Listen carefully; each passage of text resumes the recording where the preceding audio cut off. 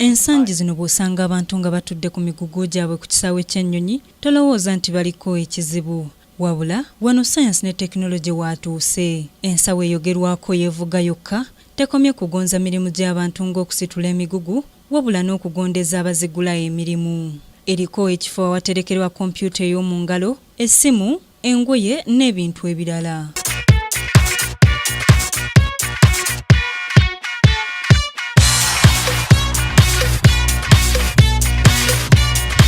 Ensawo eno yavumbuddwa omu ku basajja abakuukutivu mu bya bizinensi mu kibuga kya Chicago nga kati egula $100 1,000 eza Uganda bwe bukadde 3 n'ensimbi ezigwamu.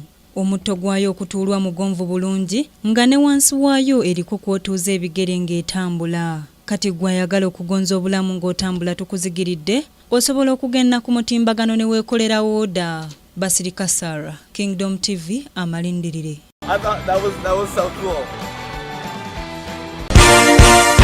This is Kingdom TV.